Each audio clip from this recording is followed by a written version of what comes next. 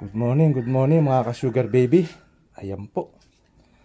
Matapos po natin magtrabaho sa farm, ay ating pagluluto ang ating mga kasama. Para po sila ay ganahan at may lakas sa trabaho. Ayan. So ang iluluto po natin ngayong umaga ay sinampalukang buto-buto. Ayan. Lalagyan po natin ng mga gulay na ani po dito sa ating farm. Lahat po yan, ani lang dito. Ayan. Gabi. At nilagyan na rin po natin ng kamuting kahoy. Yan po, para-paraan lang po dito sa farm.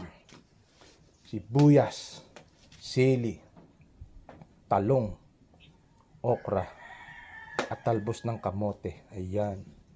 Masarap po yan at masustansya. Lalagyan po natin ng sampalok. Ayan. So tara po, magluto na po tayo. Ayan. At nagpakulo na po tayo ng tubig. Ayan. Sa ating mahiwagang kalan. Paboritong kalan. Masarap po magluto dyan. Ayan po. Painit na po tayo ng tubig. Ayun. Pwede na po natin ilagay ang gabi para po lumapot na siya. Tara po. Ayun. At tatakpan lang po natin yan at hintayin natin kumulo. Ayan. Guys, update na po tayo sa ating sinigang na baboy. Ayan. Kumukulo na po. Medyo malambot na po ang gabi. Okay. Pwede na po natin ilagay ang baboy. Ayan. Baboy. Para po sabay-sabay na silang lumambot. Ayan. Papakainin po natin ng masarap at masustansya ang ating mga kasama sa farm. Ayan. Para po sila sipagin sa gawain. Ayan po. Palambutin lang po natin mga ka-sugar baby.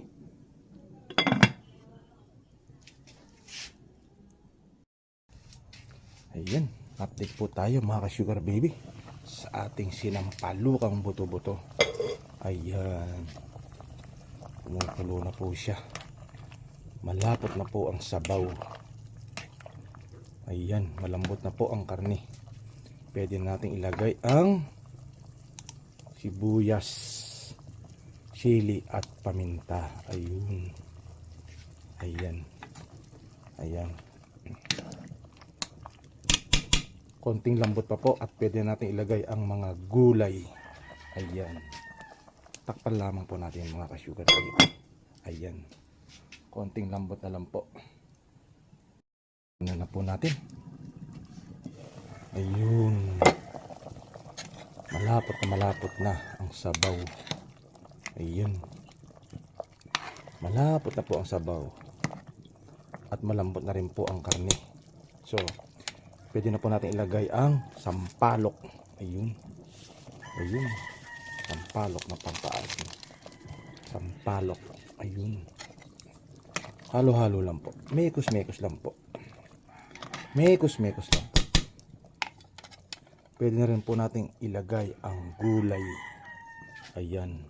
Sili, okra at talong. Ayan.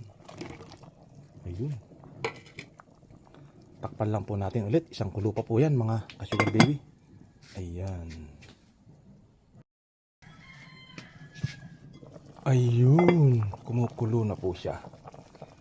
Yan po, luto na po siya mga sugar baby. Dagdagan lang po natin ng konting patis. Konting patis. Ayun, patis. At ilagay na po natin ang dahon ng kamote. Masustansya. Ayan. Kompleto po sa sustansya yan. Dahon ng kamote. Ayan. Okay, okay na po yan mga ka-sugar baby. Ayan po. Ayan mga ka-sugar baby. Ayan. Kumukulo pa po siya. Tikman po natin mga ka-sugar baby. Ayan. Ang sarap mga ka-sugar baby. Tara po, kain na po tayo.